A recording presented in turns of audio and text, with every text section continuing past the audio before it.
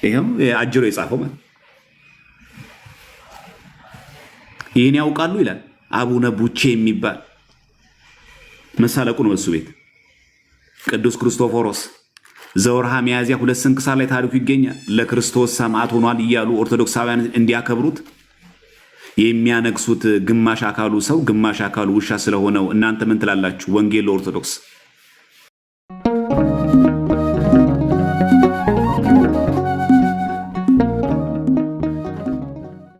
አርፈን ደግሞ ለሰዎች እንድንተርፍ ያደርጋል። ስለዚህ በጣም ዘርፈ ብዙ ነው ጥቅሙ ማለት ነው። አንድ መጽሐፍ ሲነበብ ይዞልን የሚመጣው ጥቅም በጣም ዘርፈ ብዙ ነው። ስናነብ ደግሞ ስናቅ ደግሞ ሌሎች ሰዎችም እንድናቅ ያደርገናል ማለት ነው። ስለዚህ በጣም በተቻላችሁ መጠን እንደው ቢቻል ደግሞ አለ አይደለ ይሄ የወርሃዊ በጀታችንን ለቅዱሳት መጽሐፍት እገዛ ላይ አድርገን ራሳችን በደንብ አድርገን ብናነብና ብናቀው እጅግ በጣም ጥሩ ነው። በጣም ብናገለግለው ማለት ነው። ለምን አንድ ሰው መጽሐፍ ቅዱስ ካወቀ ቅዱሳት መጽሐፍትን ከተረዳ አይቸገርም ብዬ ስለማስብ ማለት ነው። ሁለተኛ ከአልባሌ ወሬም ይጠብቃል። እኔ ይመስለኛል እንደውም አሁን በጣም ብዙዎቻችን ወሬኛ የሆነው ላይቭ በማይገባበት ርዕስ ላይቭ ምንገባው ርዕሰ ጉዳያችን ሰዎች ሁሉ የሆኑት እኔ ይቅርታ አድርግልኝ ስድብ ካልሆነ ማለት ነው የንባብ እጥረት ይመስለኛል። ስንት የሚነገር እግዚአብሔር ቃል እያለ ስንት እነዚህ መጽሐፍቶች እያሉ እንደው የሃይማኖት ኑፋቄ እንኳን ከሆነ እሺ ለቤተክርስቲያን ተቆርቆሮ ነው ይባላል።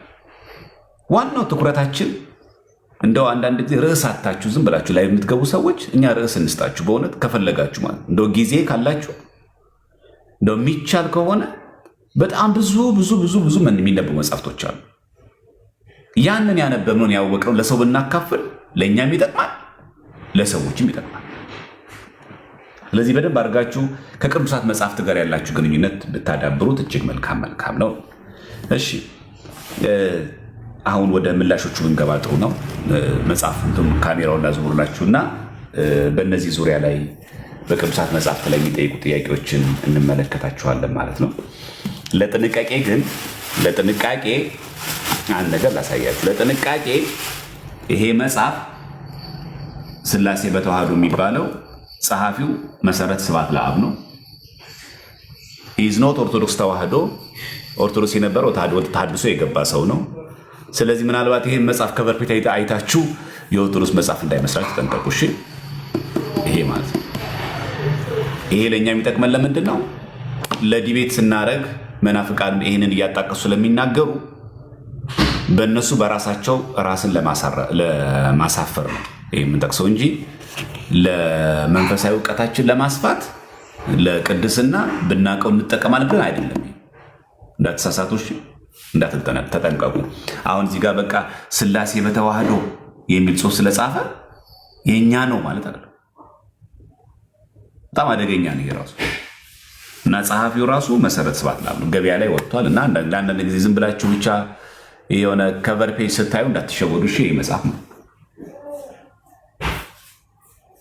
ጸሐፊ ማን ነው የሚለው? መሰረት ስብሐት ለአብ ነው የሚለው። ሥላሴ በተዋህዶ ነው የሚለው እና ዝም ብለን አንዳንድ ጊዜ ሰው ችግር አለብን። በቃ ሥላሴ በተዋህዶ ከተባለ ምርጥ መጽሐፍ አገኘው ብሎ አይነበር ሰው። ስለዚህ ነው ዮሐንስ አፈወርቅ መጽሐፍ ከማንበባችሁ በፊት የመጽሐፉን ባለቤት ምንነት በደንብ ተረዱ የሚለው። ለዚህ ነው የመጽሐፉ ባለቤት ምንድን ነው የሚናገረው፣ ምንድን ነው የሚያወሳው፣ ስለምንድን ነው የሚናገረው ብሎ መታወቅ አለበት። ባለቤቱን ሳናቀው ስለ መጽሐፍ ማንበብ አይታወቅም። ክልክል ነው ቤተክርስቲያናችን። እኛ ለምሳሌ ይህንን ድርሳነ ቄርሎስ የምናነበው ቄርሎስ ማን ነው ብለን ነው እንጂ ድርሳነ ቄርሎስን ካነበብን በኋላ አይደለም ቄርሎስ የምናውቅ ማለት።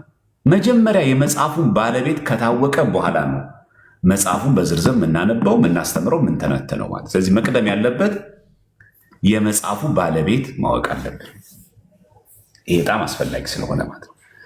አሁን ወደ ጥያቄዎቹ በተነሱት ጉዳዮች ላይ እግዚአብሔር ቢፈቅድ እንመለከታለን። ሁለት ጥያቄዎች ናቸው። አንደኞቹ በእስልምና ነው፣ አንደኞቹ ደግሞ በመናፍቃን የተጠየቀ ጥያቄ ስለሆነ እሱ እንመለከታለን ማለት ነው። እነዚህ እንመለከታለን። እግዚአብሔር ስጥልን ብላችሁ መርቁ። እንግዲህ እግዚአብሔር አክብርልን ብላችሁ ለእነዚህ መጽሐፍቶች መመረቅ ነው። እግዚአብሔር ያክብርልን ብሎ መመረቅ ነው። እድሜ ይስጥልን፣ ጤና ይስጥልን። በወጣ የተካ ሳይሆን እግዚአብሔር ይስጥልን ነው የሚባለው። እሺ በወጣ የተካማ ራሱን ነው የተካው። እግዚአብሔር ሲሰጥ ግን ከዚህ የበለጠ አምልቶ አስፍቶ ስለሚሰጥ እንዲህ በመጽሐፍ ለሚደጉሙ ለሚያግዙ እግዚአብሔር አምላክ ረጅም እድሜ ከጤና ጋር ይስጥልን። እግዚአብሔር ይስጥልን ማለት ተገቢ ነው። ቢያንስ እንኳን መመረቅ ማመስገን ተገቢ አይደለም?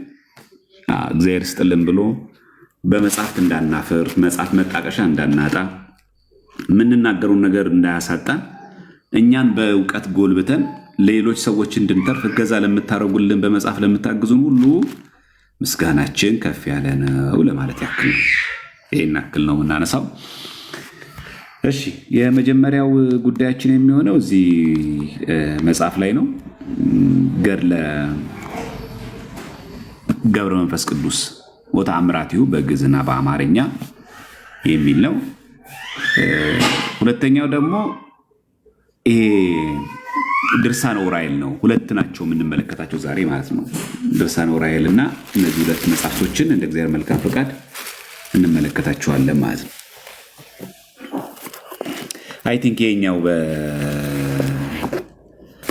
እንትን ታውቁታላችሁ። አይ ቲንክ ይሄንን እፎይ ጋር ተነስተዋል። እፎይ ቤት አንድ ጊዜ እስልምና ላይ ምናምን ያሉ ሰዎች ይሄን አንስተው ሲተቹ ስለነበረ በጣም ሰፋ ያለ ነገር ለሚፈልግ ሰው በጣም በትንተና መንገድ በጣም ጥሩ ስለተገለጸ ይህንን ማየት የምትችሉ ሰዎች ካላችሁ አሁን ሲመለስ የበለጠ ይገባቸዋል ማለት ነው። ስለዚህ በጣም ቆንጆ ነው። ለእናንተ ስታጣቅሱ አትቸገሩም ብዬ ነው። ስትሲምስል መልስም አሁን ግራ አይገባችሁም፣ ምን እንደሆነ እንድትረዱት ያደርጋችኋል። እሺ የመጀመሪያ የምናነሳው እዚህ ድርሳነ ማን ነው ገድለ ገብረ መንፈስ ቅዱስ ላይ ያለውን ነው የምናነሳው። ከገጽ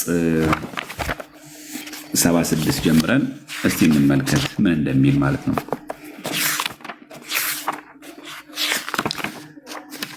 እሺ 13ኛው ምዕራፍ አባታችን ገብረ መንፈስ ቅዱስም ኮመንቱን አጥፉላቸው። ጥሩ እግዚአብሔር ይስጥልን። ይሄ የገድለ ገብረ መንፈስ ቅዱስ መጽሐፍ ነው፣ ገድል ነው ማለት ነው።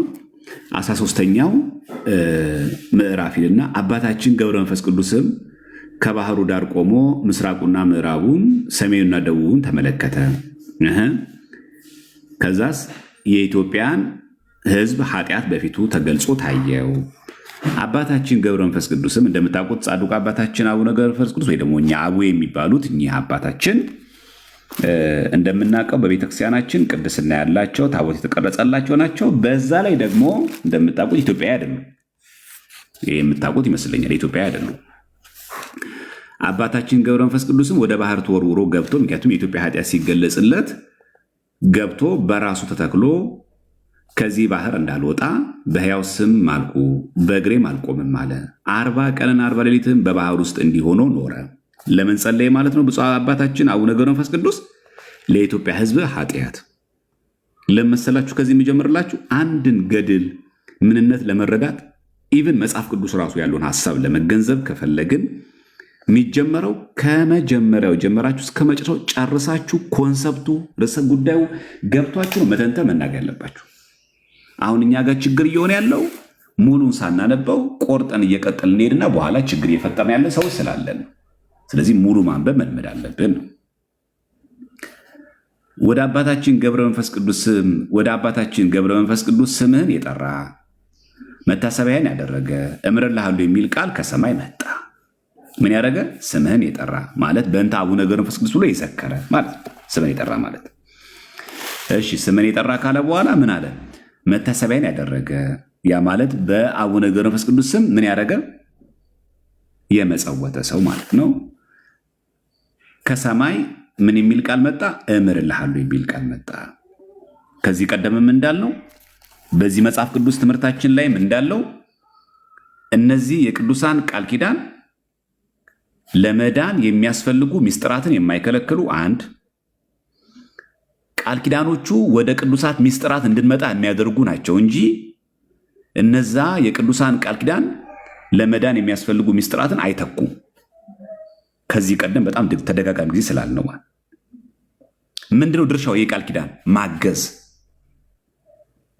በስላሴ ስም አምኖ ለተጠመቀ ሰው በዚህ መጽሐፍ ቅዱስ ትምህርት መሰረት በወልድ ዋህድ ብሎ አምኖ ተጠምቆ ኦርቶዶክሳዊ ክርስቲያን ሆኖ እሺ ኦርቶዶክሳዊ ክርስቲያን ከሆነ በኋላም ደግሞ ቅዱሳት መጽሐፍትን በሚሉት መንገድ የሚራመድና የተለያየ መሰናክልና ተጋድሎ እየገጠመው እየተንደፋደፈላለ ክርስቲያን ምን ማድረግ ነው? ማገዝ ነው እንጂ በስላሴ ሳያምን በወልደ እግዚአብሔር በክርስቶስ ሞት ሳያምን ቅዱስ ቁርባን ሳይቀበል ሳይጠመቅ ለመዳን የሚያስፈልጉ ምስጢራትን ሳይቀበል በእነዚህ ቅዱሳን ቃል ኪዳን መዳን አይታሰብም። እንዲህ ያለ አስመሰላችሁ አትናገሩ። ይሄ መጀመሪያ ማወቅ ያስፈልጋል። እንደዚህ አይነት ትምህርት ስለሌለን ማለት ቢኖረን እኮ ችግር ግን የለንም እኛ። ከዚህ በኋላ ብፁዕ አባታችንን መልአኩን የኢትዮጵያን ሕዝብ ሁሉ ካልማርክልኝ ከዚህ ባህር አልወጣም አለው። እስከ 100 ዓመትም ድረስ ተዘቅዝቆ ኖረ። ምን የሚለው ማርልኝ ነው። ስጋ ሁሉ አለቀ፣ ደሙም በባህር ውስጥ ፈሰሰ፣ ውሃውም ደም መሰለ፣ አጥንቶቹም እንደ በረድ ነጭ ሆነው ታዩ። አጋንንት ሊጣሉት ከአራቱ ማዕዘን ወደ እርሱ ይመጡ ነበር። በየዕለቱም 500 አጋንንት እስከ 100 ዓመት ድረስ በጦር ይወጉት ነበር።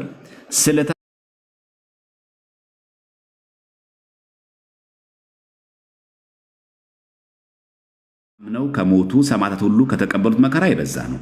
አይታችኋል።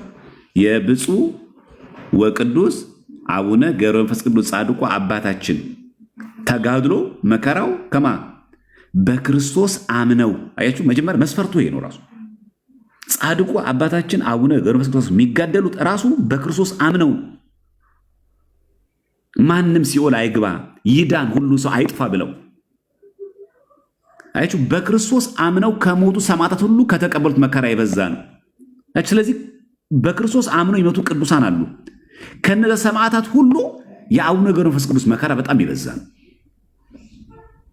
ምክንያቱም ያለ አሚነ ክርስቶስ ያለ ክርስቶስ ማመን የሚደረግ ተጋድሎ አይደለም።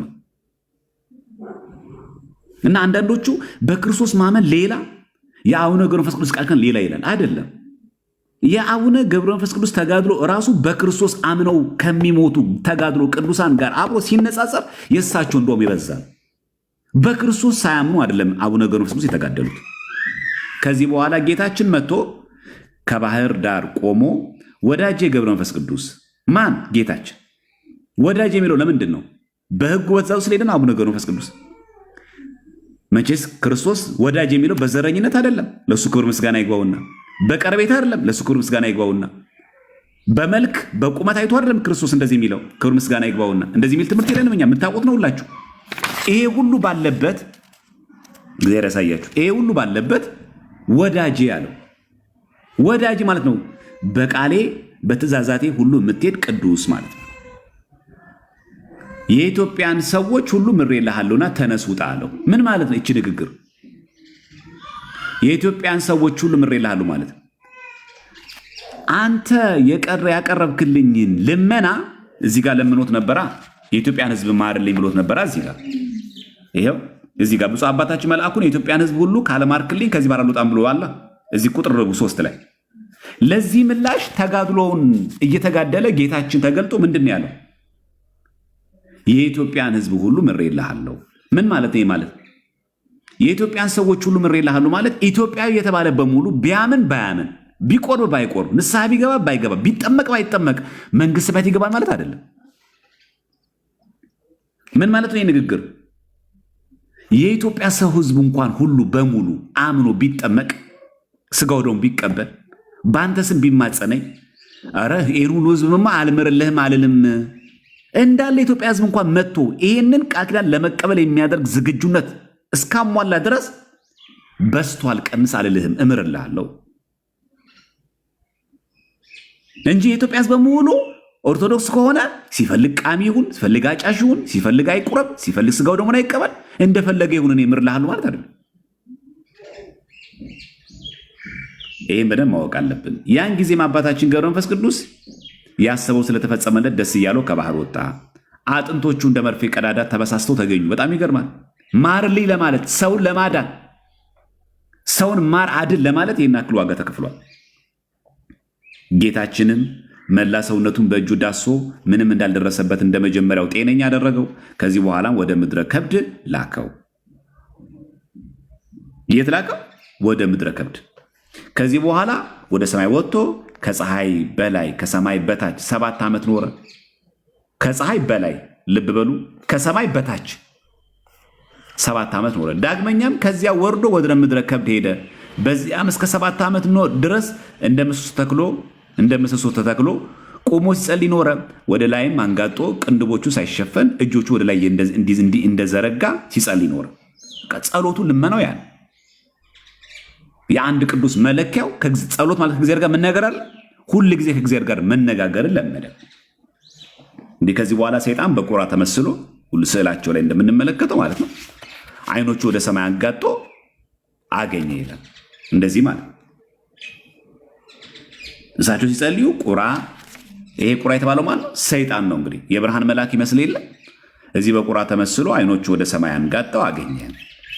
በራሱ ላይም ተቀምጦ አይኖቹን አነቆረው፣ አሳወረው። ያን አይኖቹ ማለት በጣም ነው የሚገርመው። ይሄ የምንመለከተው ስዕል ማለት ነው ሰይጣን ነው። በቁራ ተመስሎ አነቆረው፣ አሳወረው። ከዚህ በኋላ 2 ሳምንት ሙሉ እንደቀድሞ ምንም ጸሎቱን ሳያቋርጥ ሲጸልይ ሰነበተ። ይገርማል። መጥቶ ሰይጣን በቁራ ተመስሎ አይኑን ካሳወረው በኋላ እንኳን ጸሎቱን ሳያቋርጥ 2 ሳምንት ቀጠለ። እኛውም እንችለው አይደለም ይሄን ፈተና አይደለም። አሁን ሳናቋርጥ እየጸለይን መተን ቁራን አይናችን ቢያፈሰውን አይነ ስውር ብንሆን እኛ አሁን እግዚአብሔርን ዝም እንለዋለን? ወደ አንተ እንደዚህ እየለመንኩ ወደ አንተ እንዲህ እየጸለይኩኝ እንዲህ ተፈትነኛለን እንለዋለን? እኛ ወደ እግዚአብሔር ከቀረብን ምንም ፈተና መቀበል አንፈልግም። እንደውም አልጋ ባልጋ ነው የምንፈልገው ሁሉ ነገር። በእርግጥ ይሄ መንፈሳዊ ጉዞ ለምር ነው። ይሄን ንግግር አልጋ ባልጋ ነው መንገዱ እያልን በቃ እንከን አንፈልግም፣ ችግር አንፈልግም። በቃ ለጥ ያለ ጸጥ ያለ የተመቻቸ ጉዞ ነው የምንወደው። እሳቸው ግን በሚጸልዩበት ጊዜ ሰይጣን ሲያሳውራቸው 2 ሳምንት ሙሉ እንደቀድሞ ምንም ጸሎቱን ሳያቋርጡ ሲጸልይ ሰነበተ ይልና ከዚህ በኋላ የመላእክት አለቆች ቅዱስ ሚካኤልና ቅዱስ ገብርኤል መጥተው በፊቱ ቆመው 2ቱን አይኖች እፍ አሉባቸው። ወዲያውም አዩ። እይታቸውን ከቀድሞ 7 እጅ በለጠ። በጣም ይገርማል። ማን ተገልጠው? ቅዱስ ሚካኤልና ቅዱስ ገብርኤል። ዛሬ ዓመታዊ ክብረ በዓሉ ዋዜማውን የምናከብረው ሊቀ መላእክት ቅዱስ ገብርኤል ዛሬም የታወርንባቸው ብዙ መንፈሳዊ እይታዎች አሉ። እነዚያም በቃል ኪዳኑ ያብራልን። ለካነስ እናንተ ቁራ ያጠፋውን ያንን አይን ሊቀ መላእክቱ ቅዱስ ሚካኤልና ሊቀ መላእክቱ ቅዱስ ገብርኤል ሲመጡ የሚሰጠን ያ ብርሃን ያ አይን ቀድሞ ስናይበት ከነበረው 7 እጅ የበለጠ አስተውሎ የሚያይ አይን ተሰጠው። እግዚአብሔር እንደዚህ አይን ያስፈልገናል። ዛሬ በዘረኝነት ለታወረ አይናችን፣ ዘረፋ ላይ ለተጠመደ አይናችን፣ ፍቅረ ነዋይ ላይ ዝሙት ላይ ለተጠናወተው አይናችን ዛሬ ቅዱስ ሚካኤልና ቅዱስ ገብርኤል በቃል ኪዳናቸው ይሄ አይን እንዲሰጡን አማላጅነታቸው ሁላችን ይርዳን። በእውነት አስፈላጊያችን ስለሆነ እንግዲህ የመላእክት አለቃ ቅዱስ ሚካኤልና ቅዱስ ገብርኤል መጥተው በፊቱ ቆመው 2ቱን አይኖቹ ነው የሚለው እፍ አሉባቸው። ወዲያውም አዩ። እይታቸውን ከቀድሞ 7 እጅ በለጠ። አባታችን ገብረ መንፈስ ቅዱስም ከዚህ በፊት ይጣሉ የነበሩ ጠላቶች አጋንንትን ከዝቋላ ምድር ታጠፋቸው ዘንድ ወደ ዝቋላ ሂድ አሉት። ከሰማይ ከእግዚአብሔር ዘንድ ስለተጋድሎህና ስለ ትዕግስትህ ታላቅ ኃይል ይሰጣልና። ከዚህ በኋላ ሚካኤልና ገብርኤል ወደ ሰማይ ወጡ ይላል። ምን አሉት? ከሰማይ ከእግዚአብሔር ዘንድ ምን ስለ ተጋድሎህ እና ስለ ትዕግስትህ ታላቅ ኃይል ይሰጣል። ከማ ዘንድ? ከሰማይ ከማ ዘንድ? ከእግዚአብሔር ዘንድ። ስለዚህ አቡነ ገብረ መንፈስ ቅዱስ ስለ ተጋድሏቸው የተሰጣቸው ኃይል ከማ ዘንድ ነው ይላል? ከእግዚአብሔር ዘንድ ነው። ይሄ ገድለ ብፁዕ ወቅዱስ አቡነ ገብረ መንፈስ ቅዱስ ኮከበ ገዳም የማክሰኞ ገጽ 74 ላይ ያችሁ ሙሉን እንትኑ ሐሳቡን ሂደቱን እየተከተላችሁ መምጣት ነው። ባለፈው ዕለት የማላንካራን አሳይቻለሁ። ለምን መጽሐፍ ይሄን ሳሳያችሁ አንዱ ህፃናት በህንድ ኦርቶዶክስ ቤተክርስቲያን አንዱ መዋቅር ምንድነው በጠቅላይ ቤተ ክህነታቸው ያለው በህንድ ጠቅላይ ቤተ ክህነት ህፃናት የነዚህ ቅዱሳን አባቶቻችን ዜና ህይወት የማወቅ የማስጠናትና የመርዳት ግዴታ ነበረባቸው። ለነበራችሁ ሰዎች አሳይቻችሁ ነበር አለ። ይሄንን ማለት የማላንካራ ቤተክርስቲያን ዘመኑን የዋጀ የምዕመናን አደረጃጀት፣ ይሄ ጠቅላይ ቤተ ክህነታቸው አደራጀት ነው። እዚች ላይ አንድ ነገር አሳይቻችሁ ነበር፣ ትዝ ይላችሁ እንደሆነ የማላንካራ የህፃናት ማህበር የሚለይቻቸዋል። እዚህ ጋር ይሄ የማላንካራ የህፃናት ማህበር ምን ምን እንደሚያሰልጥን ተመልከቱ። በውስጡ ማለት በጣም የሚገርም በውስጣቸው ያለው አንደኛ መጽሐፍ ቅዱስን በማስጠናት ይህን መጽሐፍ ቅዱስ ማለት ነው መጽሐፍ ቅዱስን በማስጠናት የቤተ ክርስቲያን ትውፊትና ታሪክ ከመደበኛው ትምህርታቸው ጋር እንዲማሩ በማድረግ ያበረታቷቸዋል። ይሄ በጠቅላይ ቤተ ክህነት እስከ ታች አጥቢያ ድረስ ያለን በህንድ ኦርቶዶክስ ማለት። ሁለተኛ የቤተ ክርስቲያንን ቅዱሳን የህይወት ታሪክ እየተማሩ እንዲያድጉ መደረጉ መንፈሳዊነታቸውን በማሳደግና በስነ ምግባር የታነጹ ሞራል ላይፍ እንዲኖራቸው በማድረግ ማህበረሰቡን በቅነት እንዲያገለግሉ ያደርጋል። ይህንን ይማራሉ። የማንን? የቤተ ክርስቲያንን ቅዱሳን የህይወት ታሪክ ገድል። ይሄ በማላንካራ ኦርቶዶክስ ቤተክርስቲያን ያለ ይህ መጽሐፍ አንብቡት። አንዱ በጠቅላይ ቤተ ክህነት ያለው መዋቅር መጽሐፍ ቅዱስ ይማራሉ ህፃናት። አዎ መጽሐፍ ቅዱስ ያጠናሉ። ከዛስ የቤተ ክርስቲያን ቅዱሳን የህይወት ታሪክ እየተማሩ እያደጉ የማን ህይወት? የቤተ ክርስቲያን ቅዱሳን የህይወት ታሪክ። በቃ ይህንን ይማራሉ። ገድለ ቅዱሳን ይማራሉ። እኔም እኮ ትሁት መሆን አለብኝ፣ እኔም እኮ ጸሎተኛ መሆን አለብኝ፣ እኔም እኮ መጋደል አለብኝ። አሁን እኔ ጾም ነው፣ አሁን መስገድ ነው ሰገድኩ ነው የሚባለው፣ እኔ አሁን ጸለይክ ነው የሚባለው። ከአባታችን አቡነ ገብረ መንፈስ ቅዱስ አንጻር እራሳቸው እንዲያዩ ያደርጋል።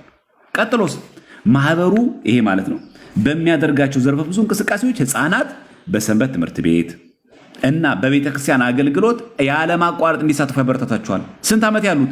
በማላንካራ ኦርቶዶክስ ሲሪያ ቤተክርስቲያን ስር ያሉ እድሜያቸው ከ5 እስከ 15 ዓመት ክልል ውስጥ ያሉ ሁሉም ህፃናት በዚህ ማህበር አባል ናቸው። እዚህ ውስጥ ይገባሉ። የማህበሩ የወቅቱ አሁን ያሉት ሊቀ ጳጳስ ማለት ነው ይህንን ማህበር የሚኖሩት የትኛውን ክፍል ማለት ነው? በጠቅላይ ቤተ ክህነት አሁን የማላንካራ የሁሉም ህፃናት ማህበር የወቅቱ ሊቀ ጳጳስ ማን ናቸው? ዶክተር ኒቆዲሞስ ይባላሉ። አሁን ያሉት ማለት በቃ ዜና ህይወት ቅዱሳን ህፃናት ይማራሉ። አንዳንዶቹ ሰዎች ይሄ መጽሐፍ ቅዱስ ሌላ ነው፣ ገድል ሌላ ነው የሚባል ነገር የለም። ይሄ በማላንካራ አለ እና የቅዱሳን ዜና ህይወት ማወቅ አለ። ይሄ የበረሃ ምንጮች የማላንካራ የሚለው ይሄ መጽሐፍ ብትመለከቱ በጣም ጥሩ ነገር ታገኛለህ። ስለዚህ ይህንን ማወቅ በቤተክርስቲያናችን እኛ እንደውም አልሰራንበትም። አሁን እኛ በጠቅላይ ቤተ ክህነት እንደዚህ ያለን አሁን እኛ የህፃናት ጉዳይን የሚመለከት ከላይ ከጠቅላይ ቤተ እስከ አጥቢያ ድረስ መዋቅር ኖሮን ህፃናት ላይ ብቻ የሚሰራ መዋቅር አለ። ያውም በሊቀ ጳጳስ የሚመራ እኮ ነው የነሱ እና ይሄ በጣም አስፈላጊያችን። ህፃናት ላይ ካልሰራን መቼም ልንለወጥ አንችልም። ምክንያቱም የሚተኩት እነሱ ስለሆኑ ማለት። ስለዚህ ኃይል ከማን የተሰጠው? ከሰማይ ከእግዚአብሔር ዘንድ ስለተጋድሎና ስለ ትዕግስት ታላቅ ኃይል ይሰጥሃልና። ስለዚህ ስለ ተጋድሎና ስለ ትዕግስቱ ታላቅ ኃይል የሚሰጠው ማን ነው? እግዚአብሔር። ለማን? ለአቡነ ገብረ መንፈስ ቅዱስ። አባታችን ገብረ መንፈስ ቅዱስም ከዚያ ተነስቶ መላእክት እንደነገሩት ወደ ዝቋላ ተራራ ሄደ። በመንገድም 3 ሽማግሌዎች ደክመው በጥላ ስር አርፈው አገኘ። አሁን በደንብ ስሙ። ስንት ሰዎች አገኘ? 3 ሽማግሌዎች። ወዴት ሲሄድ ነው? ወደ ዝቋላ ተራራ። ስንት ሽማግሌዎችን አገኘ? 3 ሽማግሌዎች። ምን ሆነው? ደግሞ በጥላ ስር አርፈው አገኘ። ያረፉበትም ተራራ እንደ ፀሐይ ያበራ ነበር። አባታችንም አይቶ በልቦናው እሰወራቸዋለሁ ብሎ አሰበ። እነርሱ አይተው ስለ እግዚአብሔር ፍቅር ብለህ አትለፈን፣ እንደ 1 ምዕራፍ ያህል አዝለህ ውሰደን አሉት። አሰምተው ተናገሩ። ቀርቦም ባያቸው ጊዜ መላ ሰውነታቸው በሽበት የተሸፈነ የደከሙ ሽማግሌዎች መሆናቸውን ተረዳ። አንዱን አዝሎ ሄደ። ጥቂት እልፍ እንዳለ ሽማግሌው አባታችንን እህል ስለማትበላ ውሃም ስለማትጠጣ ይደክማልና ከዚህ አስቀምጠኝ አለው። አባታችንም ወዴት ታውቀኛለህ አለው። ሽማግሌውም ተመልሰህ ሂደህ ባልንጀሮችን አምጣቸው አለው። ሽማግሌውንም በዚያ ትቶ ወደ 2 ሽማግሌዎች ሄደ። ከሁለቱ አንዱን አዝሎ ሽማግሌ ወዳለበት አደረሰው። ተመልሶ 3ኛውን ሽማግሌ አመጣው። አባታችን አቡነ ገብረ መንፈስ ቅዱስም እነዚያን ሽማግሌዎች ከወዴት መጣችሁ? የሽታችሁ መዓዛ ልብን ይመስጣል አላቸው። 3ቱ ሽማግሌዎች ተነስተው ቆመው ለአባታችን ገብረ መንፈስ ቅዱስ በአንድነት በሶስትነት ተገለጹለት። ማን ማለት ነው? ሥላሴ ማለት። አባታችን አብርሃም በመምሬ ዛፍ ስር ሥላሴን በአንድነት በሶስትነት እንዳየ አባታችን ገብረ መንፈስ ቅዱስም ሥላሴን በአንድነት በሶስትነት አያቸው። እንደ ሰውም እስራኤል የተባለ ያዕቆብን ባደረባት በፈለገ ያቦቅ እንደታገለው እንደባረከው እንዲሁም አብ ወልድ መንፈስ ቅዱስ አባታችን ገብረ መንፈስ ቅዱስን ባረኩት እንደ አዘልከን እኛም እናዛለን እስከ 7ቱ ሰማያትን ድረስ እናወጣለን አሉት ይላል። ይህንን አንስተው ነው እንግዲህ እንዴት እንዳዘልከን ይባላል፣ እንዴት እንደተሸከምከን ይባላል፣ እግዚአብሔር እንደዚህ ይደረጋል የሚል ነው። እዚህ መሸከም ማዘል በቤተክርስቲያናችን እንዴት ይታያል? መጀመሪያ እችን በደንብ ብጥር አድርገን እንመልከታትና ከዛ ወደ ሀብታው እንገባለን ማለት ነው። እሺ፣ በመጀመሪያ ደረጃ በቤተክርስቲያናችን እግዚአብሔርን መሸከም ጋድ ቤረር ቴዎፎሮስ ይባላል። ኢትዮጵያ ውስጥ ብቻ ለሚመስላቸው ሰዎች ማለት ቴዎፎሮስ። ክርስቶስን ሲሸከም ደግሞ ምን ይባላል? ክርስቶፎሮስ ይባላል። ስለዚህ የክርስቶስ ሲሆን ክርስቶፎሮስ ይባላል። እግዚአብሔርን ሲሸከም ደግሞ ቴዎፎሮስ እንደዋል። ቴዎ ማለት ጌታ ማለት አለ በግሪክ ቋንቋ። ፎሮስ ማለት ቤረር ማለት ነው። ጋድ ቤረር እንደማለት ነው። ስለዚህ ቴዎፎሮስ እና ክርስቶፎሮስ። ክርስቶፎሮስ ደግሞ ክርስቶስ ሲገለጥ ክርስቶስን የሚሸከሙ የሚገለጡ አሉ። በመጀመሪያ ደረጃ እመቤታችን ቅድስት ድንግል ማርያም። አንዳንድ ሰዎች መጀመሪያ እንዴት ነው አንድ ፍጡር አምላኩን ሊሸከም የሚችለው? ይሄ እኮ ሆኗል አይደል? በመጽሐፍ ቅዱስ ላይ ሆኗል። ይህንን ለማወቅ ከተፈለገ በዚህ በሉቃስ ወንጌል በምዕራፍ 11 ቁጥር 27 እንመልከት። የሉቃስ ወንጌል ምዕራፍ 11 ቁጥር 27 ላይ እንዲህ የሚል ቃል እናገኛለን። 11:27 ላይ ይህንም ሲናገር ከሕዝቡ አንዲት ሴት ድምፅዋን ከፍ አድርጋ የተሸከመች ማኅፀንና የጠባሃቸው ጡቶች ብፁዓን ናቸው አለችው። እንግዲህ አስቡ። እንግዲህ አሁን እመቤታችን ቅድስት ድንግል ማርያም ከሴቶች ሁሉ ተለይታ የተባረከች ናት። ምን አለች? የተሸከመች ማኅፀን የጠባሃቸው ጡቶች አለችው። ጌታ ምን አለ? አይ እኔን አልተሸከመችኝም። እንዴት እኔን የመሰለ ጌታ ፈጣሪ አምላክ እንዴት እኔ ነኝ እንጂ ተሸከምኳት አላለ። ምን አለ መልሱ? እዚህ ጋር እንደምትመለከቱት እርሱ ግን ይላል አይደለም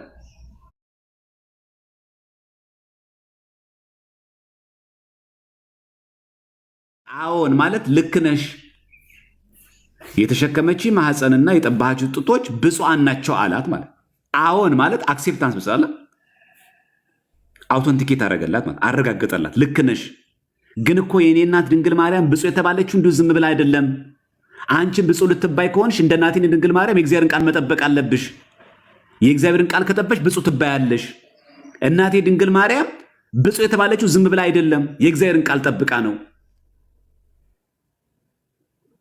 ስለዚህ አንቺን ብፁዕ ለመባል ከፈለግሽ የእግዚአብሔርን ቃል መጠበቅ አለብሽ። አዎን አለ። እዚህ ጋር ጌታቸው ምን የተሸከመች? አሁን ድንግል ማርያም የ15 ዓመት ብላቴና ናት። እንዴት አድርጋ ፈጣሪን ክርስቶስ እንዴት ተሸከመችው? ያውም እኮ ማኅደረ መለኮት የምትባለው እመቤታችን አብ ለአጽንኦ፣ ወልድ ለለቢሰ ሥጋ፣ መንፈስ ቅዱስ ደግሞ ሊጠብቃት ሊያጸናት በእሱ አደሩ። እንዴት ቻለችው? ዊዶን ነው አናቅም። ያውም ደግሞ አካላዊ ቃል በተለየ አካሉ ከስጋዋ ሥጋ ከነፍሷ ነፍስ ነስቶ ተወለደ። ስለዚህ ፍጡር ፈጣሪን ይሸከማል። አዎ፣ ግን በምን አግባብ? ይሄ ምንም የሚከብድ ነገር አይደለም። እና አንዳንድ ጊዜ እንደው እመቤታችን ድንግል ማርያም ሆዲክቴሪያ እንላታለን። በግሪክ ቋንቋ ሆዲክቴሪያ ትባላለች። ሺ ሁ ሊድስ ዘ ዌይ፣ እሷ መንገድን የምትመራ አምላካችሁ ይሁና የምትል ናት ነው። እንደውም አንዳንድ ጊዜ በዚህ በዮሐንስ ወንጌል ላይ በምዕራፍ 12 የዮሐንስ ወንጌል ምዕራፍ 12 ቁጥር 14 ጀምረን ደግሞ ስናነብ ደግሞ ግሩም ቃል እናገኛለን። አንቺ የጽዮን ልጅ አትፍሪ፣ እነሆ ንጉሥሽ በአህያ በውርንጫ ላይ ተቀምጦ ይመጣል ተብሎ እንደተጻፈ ኢየሱስ የአህያ ውርንጫ አግኝቶ በእርሱ ተቀመጠ። እንዴት አህያ ቻለችው? ይሄ ሜታፎሪክ ነው እንዴ? አይደለም እኮ ተቀምጧል እኮ ሪል በአህያ ላይ ተቀምጧል። እንዴት አካላዊ ቃልን ስግው ቃል እንዴት 4 እግር ያላት እንስሳት እንዴት ቻለችው አህያ? እሱ ፈቀዳ። ታዲያ ምን ይደንቃል? ታዲያ እዚህ ጋር ከሰውና ከአህያ ማን ይበልጣል? ያውም ደግሞ ጻድቁ አባታችን አቡነ ገብረ መንፈስ ቅዱስ።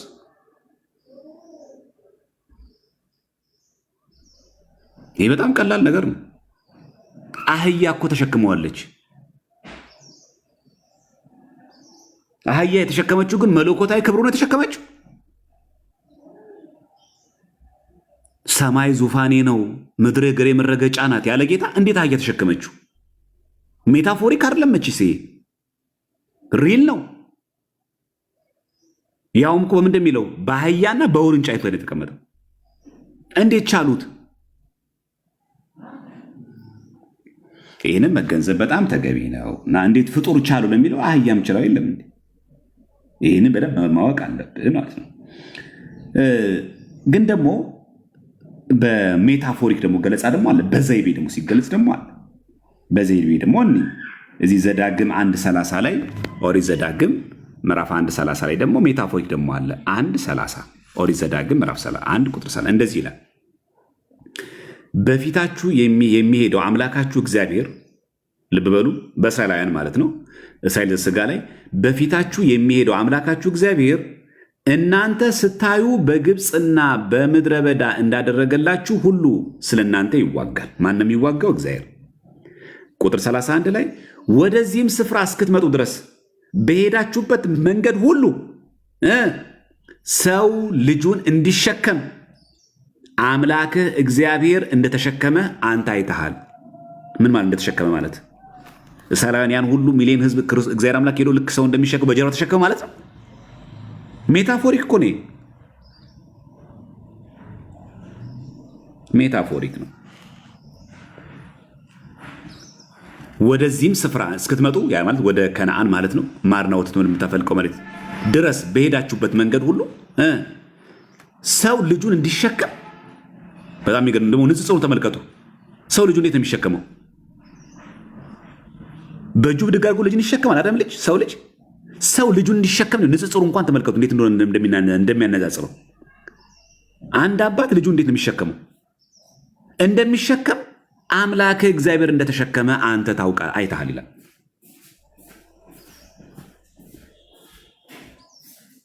በቃ ለዛ ነው አይታችሁ።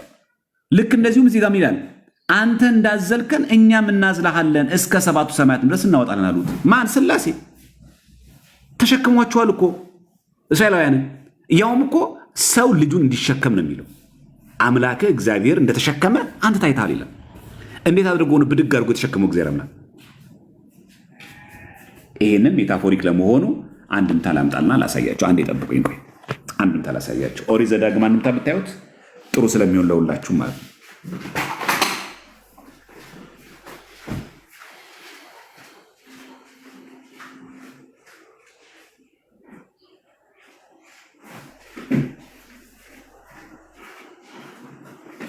እዚህ ጋር ኦሪት ዘኍልቍ አለ፣ ኦሪት ዘዳግም አለ። አሁን ዘዳግም 1:30 ለሚያነብብ ነው። እሺ አምላክ እንዲሸከም ማለት በቁሙ ብድግ አድርጎ ሰው እንደሚሸከም ተሸከመ ማለት ነው አይደለም እንዴ? ተሸከመ እኮ እስራኤላውያን። ማን? እግዚአብሔር። ያውም እኮ ሰው ልጁ እንዲሸከም ነው የሚለው። እናንተ እስራኤላውያን ለኔ ልጆቼ ናችሁ። ያ ማለት እስራኤላውያን ብድግ ብለው በመለኮት እጅ በእግዚአብሔር እጅ ሄደው ግብት ብለው ቆሙ ማለት ነው። በጀርባው እግዚአብሔር አምላክ መቶ ሰው እንደሚተሸከማቸው ማለት ነው አይደለም። ይህንን ደግሞ አንድምታችን የእኛ መተርጉማን ስላሉ እኛ እግዚአብሔር ይመስገን አባቶች አሉን። የተተረጎመን ያለን ከኪሳችን አንተረጉምም፣ እንደገባን አንተረጉምም። ይኸዋለን ተጽፎልናል። ይችን ቤተክርስቲያን ስለሰጠን እግዚአብሔርም ስሙ የተመሰገነ ይሁን። እንዲህ ነው የሚለን። በጣም በሚገርማችሁ ሁኔታ የኦሪት ዘዳግም ምዕራፍ 1 ኦሪት ዘዳግም ምዕራፍ 1 ቁጥር 30 ላይ እንዲህ ይለናል። 1:30 ላይ እንዲህ ይላል ፈጣሪያችሁ እግዚአብሔር በግብፅ ሀገር እንዳደረገላችሁ ሁሉ በረድኤት ከእናንተ ጋር ሆኖ ጠላቶቻችሁን ይዋጋላችኋል። ይሄ ማለት ነው ለእናንተ ይዋጋል የሚለው ማለት ይዋጋላችኋል ማለት ያጠፋላችኋል። ፊት አውራሪም ሆኖ በፊታችሁ ይሄዳል ማለት ነው። ሞገስ ሆኖ ክብር ሆኖ እግዚአብሔር አምላክ ይሄዳል ካለ በኋላ በዚያም ባያችሁት ምድረ በዳም ወደዚህ ቦታ እስካደረሳችሁ ድረስ በሄዳችሁበት ጎዳና ሁሉ በደንብ ስሙ። አሁን እዚህ ጋር አባት ልጁን እንዲመግብ እንዲሸከም ማለት ነው። እንዲመግብ ፈጣሪያችሁ እግዚአብሔር መና ከደመና አውርዶ ውሃ ከድንጋይ አፍልቆ እንደመገባችሁ ነገርኳችሁ።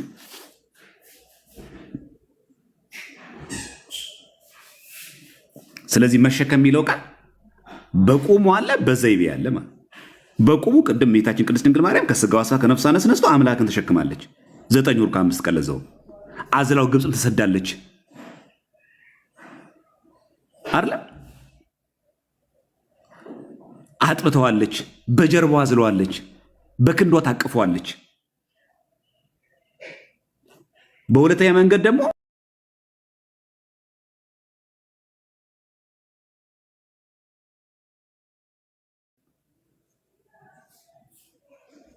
አንድምታችን ስለተዘገበ ማለት። ስለዚህ አምላክ እግዚአብሔር ተሸከመ ማለት ምን ማለት ነው? መና ከደመና አውርዶ ውሃ ከድንጋይ አፍልቆ እንደመገባችሁ ነገርኳችሁ ብሎ አንድምታችን ቁልጭ አድርጎ ይኸው እዚህ የእኛ መተርጉማን አንድምታችን ላይ አለ። ለዚህ ነው ሁሉ ነገር ስንናገር በቤተ ክርስቲያን ትምህርት ነው መናገር ያለብን። ከኪሳችን እያፈለቅን እኔ እቀበላለሁ አልቀበልም፣ እኔ እንደዚህ ያደርጋለሁ እንደዚህ አልደረግም የሚባል ነገር የለም። እኛ በመሰለኝ እንደዚህ ደስ ብሎኛል፣ እንደዚህ ነው የሚገባኝ፣ እኔ እንደዚህ ነው የምቀበለው፣ ይሄን አልቀበልም፣ ይሄ እንደዚህ ማድረግ መብቴ ነው የሚባል ነገር የለም። ቤተ ክርስቲያን የተቀበለችው መቀበል፣ ማትቀበለው አንቀበልም። እንዳንቀበል የምትነግረን ቤተ ክርስቲያን ናት፣ እኛ አይደለንም። ቤተ ክርስቲያን እኛን ትመራለች እንጂ እኛ ቤተ ክርስቲያን አንመራትም። ቤተ ክርስቲያን አድርጉን ትለናለች እንጂ እኛ አድርጊ አንላትም። ፍጽምት ስለሆነች ቅድስት ስለሆነች ቤተክርስቲያን ስለማትሳሳት ማለት ስህተት የለባትም። ኢንፋሊብል ናት ቤተክርስቲያን። ቅዱስ ሲኖዶስ ፋሊብል ነው፣ ሊሳሳት ይችላል። ሊቃነ ጳጳሳት ሊሳሳቱ ይችላሉ። መምህራን ሊሳሳቱ ይችላሉ። ቄስ ዲያቆን ሊስት ይችላል። ቤተክርስቲያን ግን አትሳሳትም። ኢንፋሊብል ናት ቤተክርስቲያን። ስለዚህ ተርጉማ ያስቀመጠችልን ትርጓሜ እኛ እንቀበላለን ማለት። ስለዚህ ቤተክርስቲያናችን በትርጉሟ መሸከም የሚለው ትርጓሜው ምን እንደሆነ ማወቅ ተገቢ ነው። እሺ እንደውም ደግሞ ሁላችን ከምናውቀው ጥቅስ ደግሞ ብዙ ጊዜ በተለምዶ የምናውቃት ጥቅስ አለች። እቺ በአንደኛ ሳሙኤል ምዕራፍ 4 ቁጥር 4 ላይ እንደዚህ ይላል። አንደኛ ሳሙኤል 4:4 ላይ 4:4 ህዝቡም ወደ ሴሎ ላኩ። በደንብ ስሙ። ህዝቡ ወደ ሴሎ ላኩ ይልና በኪሩቤል ላይ የሚቀመጠውን በምን ላይ የሚቀመጥ በኪሩቤል ላይ የሚቀመጠውን የሰራዊት ጌታ የእግዚአብሔርን የቃል ኪዳኑን ታቦት ከዚያ አመጡ ይላል። በማን ላይ የሚቀመጥ ይላል? እግዚአብሔር። አሁን ኪሩቤል እኮ ፍጡራን ናቸው፣ መላእክት እኮ ናቸው። ሱራፌል የሚመራቸው ቅዱስ ሚካኤል ነው። ኪሩቤል የሚመራቸው ዛሬ በዓሉ የምናከብርለት ዋዜማ የምንቆምለት ገብርኤል ነው። እንዴት ነው ፈጣሪ ፍጡር ላይ እንዴት ይቀመጣል? እንዴት ኪሩቤል ተሸከመው? እንዳውም በግዕዙ እዚህ ጋር ብትቀይሩት፣ በግዕዝ እዚህ ጋር ብታደርጉት ምን እንደሚለው እዚህ ጋር ዘይነብር ነው የሚለው። ምስለ ኪሩቤል ዘይነብር ላዕሌሃ ነው የሚለው። በኪሩቤል ላይ የሚቀመጥ ነው የሚለው። እንዴት አድርጎ ኪሩቤል ላይ ይቀመጣል? እንዴት ኪሩቤል ቻለው?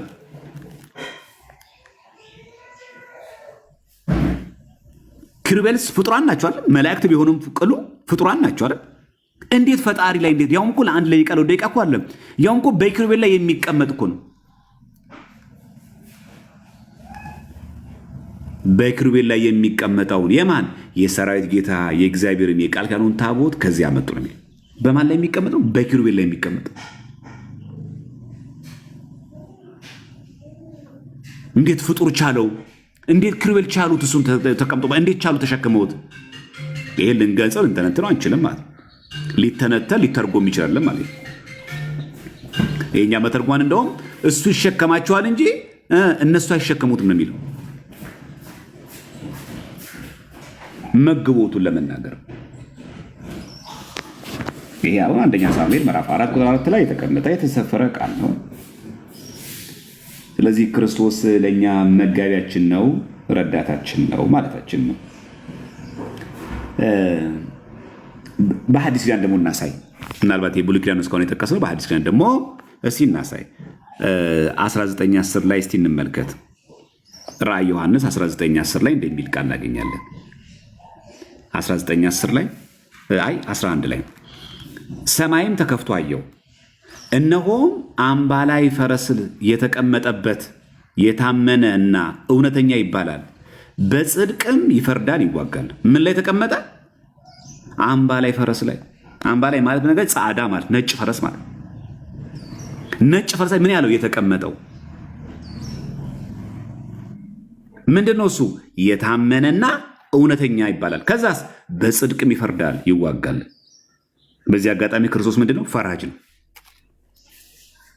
ራእይ ዮሐንስ የነገረው ያለው ምንድነው? ፈራጅ ነው።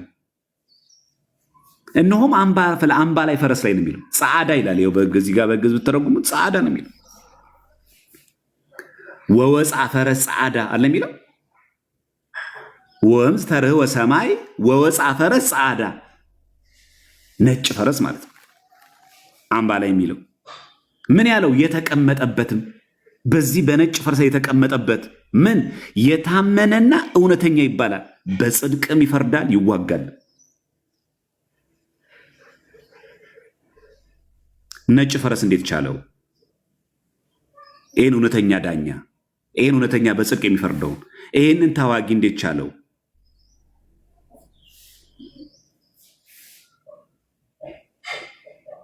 ስለዚህ እኛ ዝም ብለን ብድግ ብለን እንደው ይሄ እንደዚህ ነው ምናምን ብለን እኛ አንናገር። ቤተክርስቲያናችን የምትረጉበት ትርጉም ተረድቶ በሚገባ አውቆ መናገርና መተንተን ከሁላችን በጣም ይጠበቃል። ማንበብ በጣም ጥሩ ነው።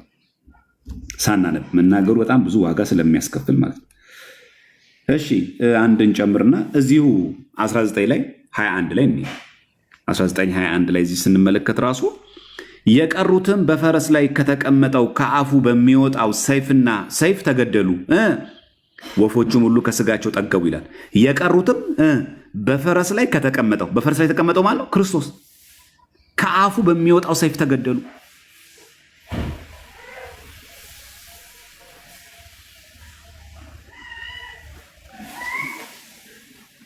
እንግዲህ ከፈረስና ከሰው ማለት ስለዚህ እንዴት ተቀመጠ? እንዴት ተሸከመ? እንዴት ተሸክሞ ቻለው? ይሄ በጣም ቀላል ነገር ነው። እንዳውን እውነት ማስተዋልም አለብን። እንዲሁ ዝም ብለን ብቻ ብድግ ብሎ መናገር ተገቢ አይደለም። የቤተክርስቲያን ትምህርትን አውቆ ተገንዝቦ ምን ማለት እንደሆነ መርዳት ተገቢ ነው።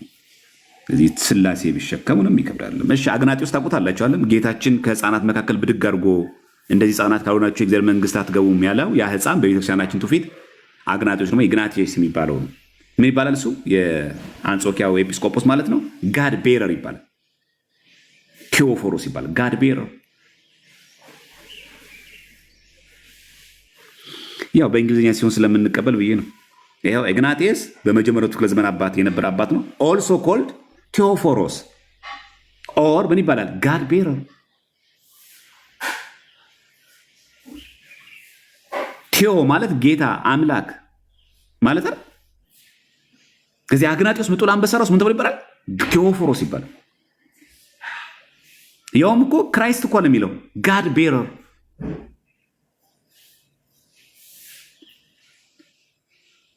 እችን ጽሁፍ ብታነቧ በጣም ቆንጆ ይሆንላችኋል። ስለዚህ እንደው በእኛ ቤተክርስቲያን ትርጓሜ አንድምታ ላይ ብቻ ሳይሆን ያለው ለማለት ፈልጌ ነው። የሁሉ ማሳያችሁ ብቻ ሳይሆን ያለው እንደው እግዚአብሔርን ተሸከመ ሲባል እንዴት ተሸከመ ይባላል አይባልም ነው። ይኸውና አግናጢዎስ ምጡ ለአንበሳ ለአንበሳ የተሰጠ ነው አይደል? ምጡ ማለት እኮ ለአንበሳ የተሰጠ ማለት የሞተው ራሱ በዚህ መንገድ ነው። ለአንበሳ ተሰጥቶ በዚህ መንገድ ነው ያረፈው። የዚህ አንበሶች የተራቡ አናብስት ተሰጥቶ ማለት ከዛም ይላል ሴንት አግናቲየስ ወይ ደግሞ ኢግናቲየስ otherwise known as ቴዎፎሮስ ካለ በኋላ which in Greek means God bearer። እዚህ ክርስቶስን የተሸከመ ስለዚህ እግዚአብሔር ተሸከመ ስንል ለሱ ምን ይከብደዋል? ምንም የሚከብድ ነገር የለም። ለእግዚአብሔር ምንም የሚከብድ ነገር የለም። ለሱ የሚነገርለትም አይደለም። ከዛም በላይ ሰው እግዚአብሔር አምላክ ማለት እግዚአብሔር ከዛም በላይ ይነገርለታል እና ለእግዚአብሔር በምንገልጥበት ጊዜ እግዚአብሔር ግሩም ነው፣ ድንቅ ነው ማለት ነው። እሺ እንደውም ደግሞ እንደሚል ደግሞ እናገኛለን። ደግሞ ስለ ማዘል ነው በቀጥታ የሚያወራው ለሚለን ሰው ደግሞ ኦሪት ዘዳግም ምዕራፍ 32 ቁጥር 11 ላይ ደግሞ እንደሚል ቃል እናገኛለን። ኦሪት ዘዳግም 32:11 ንስር ጫጭቶቹን እንደሚያወጣ በእነርሱም ላይ እንደሚሰፍ በክንፎቹን ዘርግቶ ወሰዳቸው፣ በክንፎቹም አዘላቸው ይላል። እንዴት ነው እግዚአብሔር አምላክ በክንፎቹ ያዘላቸው? ልክ አሁን ንስር ሲበር ብድግ አድርጎ እንደሚሸከም ተሸክሞ ሄደ ማለት ነው። አዘላቸው እኮ ነው የሚለው።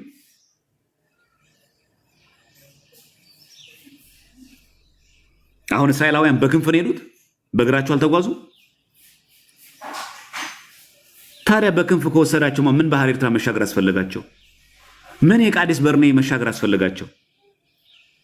ሜታፎሪክ ካልሆነ ያው እኮ በክንፎቹ አዘላቸው ነው የሚለው። በግዙ እንደውም እዚህ ጋር ብትቀይሩት ደግሞ ግዝ ብታደርጉት ምን ይላል? ውሃ አዘለው ነው የሚለው። ግዙ ራሱ አዘላቸው ነው የሚለው። በከነፊው ነው የሚለው።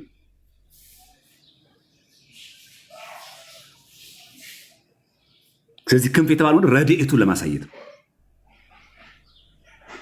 ግን አዘላቸው እኮ ነው የሚለው። አማርኛው የሚለው እኮ አዘላቸው ነው። በክንፎቹም አዘላቸው ነው የሚለው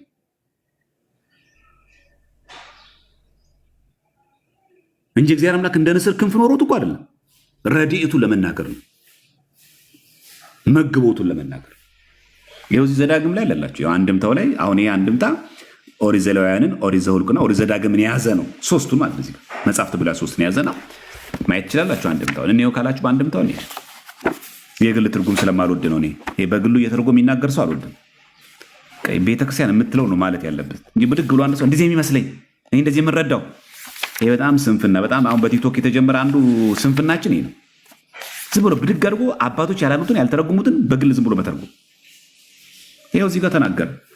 ንስር አሞራ ገላግልቱን፣ ያ ማለት ጫጭቶቹን ሰብስቦ በክንፉ እንዲሰውር በክንፈ ረድኤቱ ሰወራቸው። በጎኑም ገላግልቶቹን ጫጭቶቹን እንዲያቅፍ ማለት ነው። ንስር በገቦ ረድኤቱ፣ በጎኑ ረድኤት አቅፎ ደግፎ ከግብፅ አወጣቸው። ያችን ክንፍ ምን ትባላለች? በረድኤቱ ምን አድርጎ አቅፎ ደግፎ ከግብፅ አወጣቸው። ይሄው ኦሪት ዘዳግም ምዕራፍ 32 ቁጥር 11 አንድምታቸው ይሄን የሚናገር ይሄው ውሃ አዘለው በክነፊው ለሚለው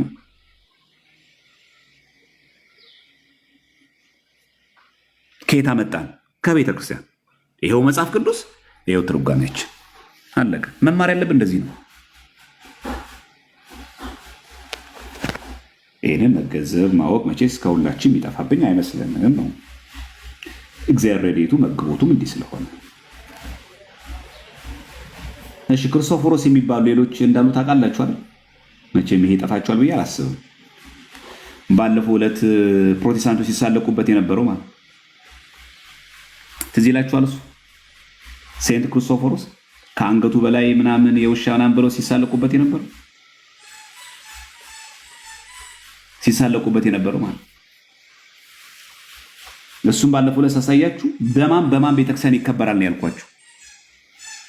ከአንገቱ በላይ የውሻ መልክ ያለው ተብሎ ማለት እሱ አሁን ክርስቶፎሮስ ማለት ይሄ ነው። ይሄው እዚህ ጋር ከላይ ክርስቶስን አይታችኋል። እዚህ ጋር በአምሳለ ሕፃን ተገልጾለት ተሸክሞ የክርስቶፎሮስ ይላል።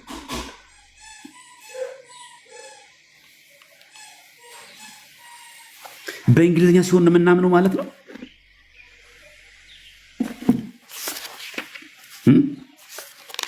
ይሄ ነው የሚያስነቅፈው።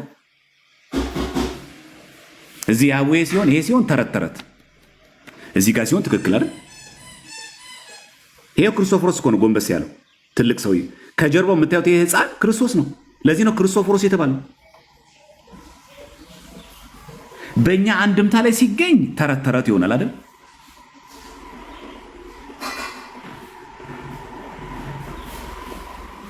እሺ ይሄ ክርስቶፎሮስ በማን ነው ተቀባይነት ያለው? ይሄው ላሳያችሁ። ቬኔሬትድ ይላል እዚህ ጋር ኢስተርን ኦርቶዶክስ፣ ምስራቅ ኦርቶዶክሶች፣ ሮማን ካቶሊክ፣ ሉተራውያን፣ ኦሪየንታል ኦርቶዶክስ፣ አንግሊካን ቸርቾች ክርስቶፎሮስን ያከብሩታል። በምስራቅ ደግሞ ይሄው እዚህ ጋር ስዕሉን ደግሞ ተመልከቱት። ስዕሉ እዚህ ጋር ይሄው እዚህ ጋር ይሄ አይደል ስዕሉ? ይሄው ኢስተርን አይከንስ ይላል። በምስራቅ ኦርቶዶክሶች ሴንት ክርስቶፎሮስ is sometimes represented with the head of dog።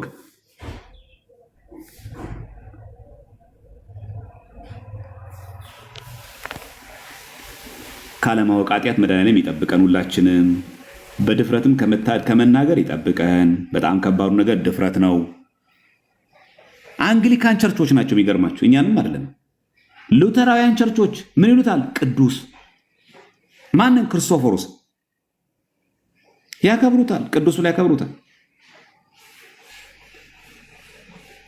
ይኸው አጅሮ የጻፈው ማለት ይህን ያውቃሉ ይላል። አቡነ ቡቼ የሚባል መሳለቁ ነው እሱ ቤት። ቅዱስ ክርስቶፎሮስ ዘወርሃ ሚያዝያ 2 ስንክሳር ላይ ታሪኩ ይገኛል። ለክርስቶስ ሰማዕት ሆኗል እያሉ ኦርቶዶክሳውያን እንዲያከብሩት የሚያነግሱት ግማሽ አካሉ ሰው ግማሽ አካሉ ውሻ ስለሆነው እናንተ ምን ትላላችሁ? ወንጌል ለኦርቶዶክስ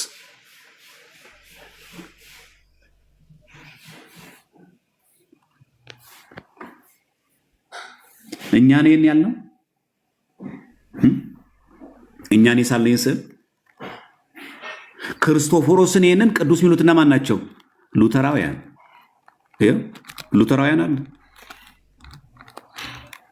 አንግሊካን አሉ።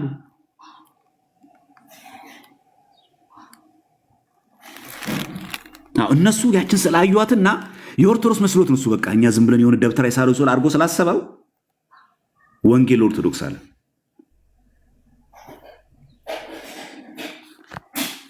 እግዚአብሔር ሁላችንም በድፍረት ከመናገር ሁላችን ይጠብቀን። አሁን ትልቁ ነገር እኔ ላሳስባችሁ ፈልገው ድፍረት ንግግር በጣም ከባድ ነው፣ ዋጋ ያስከፍላል።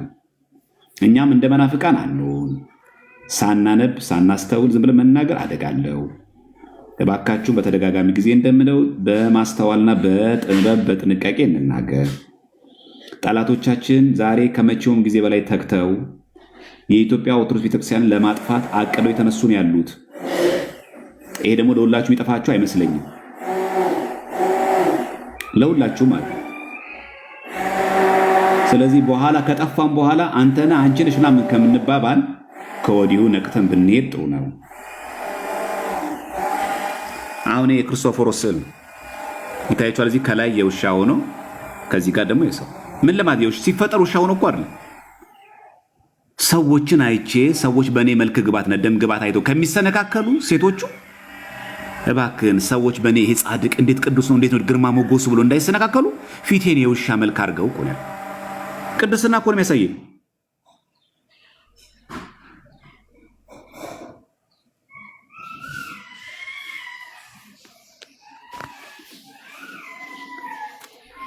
ይሄ ደግሞ በግብፅ የሚገኝ ነው።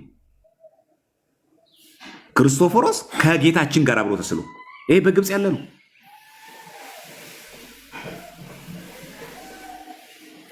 እሺ የክርስቶፎሮስ የማን ነው? የጀርመን የማርቲን ሉተር ሀገር ጠባቂው ቅዱስ ነው። ደግሞ የሚገርመው የኢንዲያ፣ የፖርቹጋል፣ የኔዘርላንድ፣ የላቲቪያ የነዚህ ሁሉ የሚጠብቅ ቅዱስ ነው ሴንት ክርስቶፎሮስ የሚባለው እና በማስተዋልና በጥበብ መሄዱ መናገሩም ተገቢ ነው። ለዛ ነው እኔ ብዙ ጊዜ እንዳንድ ጊዜ በድፍረት የምንናገራት ንግግር ዋጋ እንዳታስከፍለን ከመናፍቃን ጋርም እንዳይደምረን በጣም መጠንቀቅ ያለብን ለማለት ያክል ነው። ይሄን ሁሉ አሁን ማነሳላችሁ እንድተቹ እንደው በቃ እንዲሁ ዝም ብላችሁ የሆነ የፈለጋችሁት እንድትናገሩ ፈልጌ አይደለም። እሺ ስትናገሩ በማስተዋል መናገር አለባችሁ ሁላችሁ ማናችሁም ስንናገር ማለት እሱም ጥያቄ የለውም። ግን በምንናገርበት ጊዜ ግን በጣም ደቂቃ ይፈልጋል። በጣም ደቂቃ ይፈልጋል። ስለዚህ በሉተራውያንም በአንግሊካን ቸርቾችም ቅዱስ ነው። በዛ ላይ ደግሞ ሉተራውያን ራሱ የክርስቶፎሮስ ቤተክርስቲያን አላቸው። ላሳያችሁ ይሄን ሉተራውያን ራሱ አንግሊካን ቸርቾች ለዚህ በስዕሉ ላይ ራሱ እንደምትመለከቱት ራሱ በግልጽ እዚህ ጋር ቅዱስ ክርስቶፎሮስ በኢስተርን ኦርቶዶክስ ራሱ ዶግ ሄድ ተደርጎ ይሳል። ማን ነው ታዲያ ማን ላይ የሚሳለቀው? ማን ነው ታዲያ አቡነ ቡቺ ብሎ የሚሳለቀው? እኛንን እዚህ ጋር ቅዱስ ነው ያለው፣ እኛ ነው የምናከብረው ነው የሚለው እዚህ ጋር። በሉተራና በአንግሊካን ቸርቾች የለም ይሄ ቅዱስ።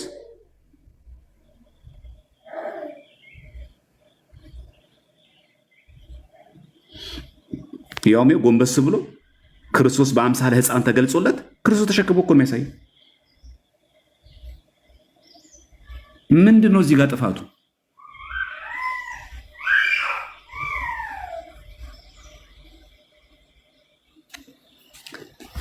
እና ይሄንን በደንብ ማወቅ አይ ቲንክ ይሄ በቃናል። ግልጽ አይመስላችሁም? ይሄ በቃ ነው። ኮመንት ክፈቱላችሁና ጥያቄ ያለው ካለ በዚህ ላይ ያልገባው ካለ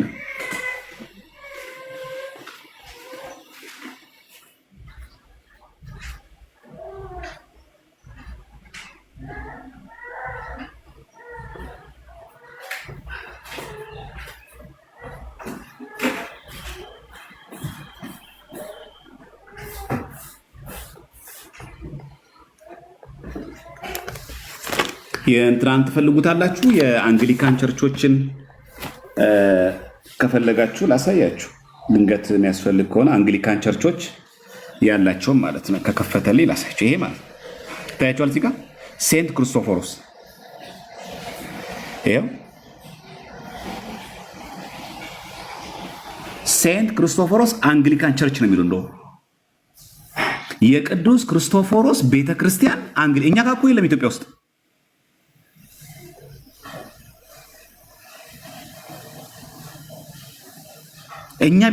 እኛውን ኢትዮጵያ ውስጥ አሁን የዚህ ቅዱስ ቤተክርስቲያን አለን። እኛውን ጽላት አለን። ግን እኮ አንግሊካን ቸርቾች አላቸው። ይሄው ከነ ስልካቸው ከነ አድራሻው ያውም የቅዱስ ክርስቶፎሮስ ከነ ስዕሉ ይሄው እዚህ ጋር ክርስቶስን ተሸክሞ ይሄው በአምሳለ ሕፃን ይሄው እዚህ ጋር ራሱ ስዕሉን ይሄው እዚህ ጋር ሕፃኑ ክርስቶስ እሱ ክርስቶፎሮስ እዚህ ጋር ሆኖ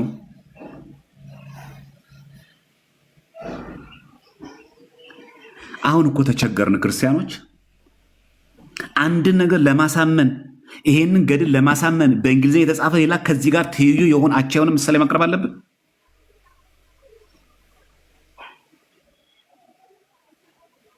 እግዚአብሔር ያክብርልን። ልክ ነሽ። ብሾይ የሚባሉት አባ ብሶይ ማለት ነው በእኛ እሳቸው ክርስቶስ ተሸክመውታል። ልክ ነሽ። ራሱን አባ ብሶይ ይባላል። ክርስቶስን ለማየት ፈልገው ይታያቸዋል። ይሄኛው ይሄው በቃ እዚህ ጋር ራሱ ምንም ሌላ ሳትሄዱ ከሴንት ክርስቶፎሮስ አንግሊካን ቸርችልና ወረድ ስታርጉት ራሱ እዛ ዌብሳይታቸው ላይ ያሳያል። በቃ ራሱ ከነሱ ደግሞ እኮ ማን ነው ታዲያ? ማን ላይ አቡነ ቡቺ የሚለው ማን ነው? ማን ላይ የሚሳለቀው? ችልት ገባን ይገባል። አይበቃችሁ? ይሄ ጉዳይ ላይ ግልጽ ነው ሀሳቡ። ለምታነቡ ሰዎች ይኸው እስክሪንሾት አድርጋችሁ ስዱ። ለሚሳደቡ ሰዎች ተዋቸው፣ አትሳደቡ፣ ተዋቸው።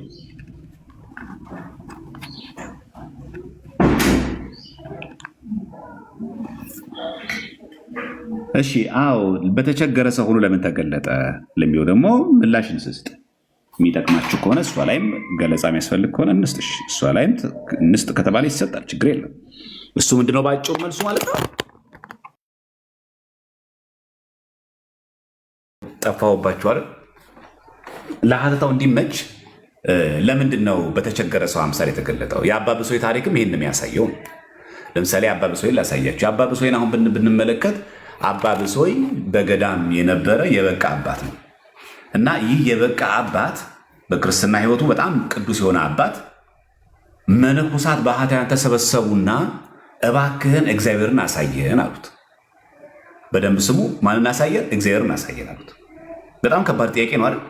እውር አብራ፣ አንካሳ ዘልል፣ ድንቅ ተአምር አድርገ ሙት ስታነሳ እኒህ እኮ አይደለም።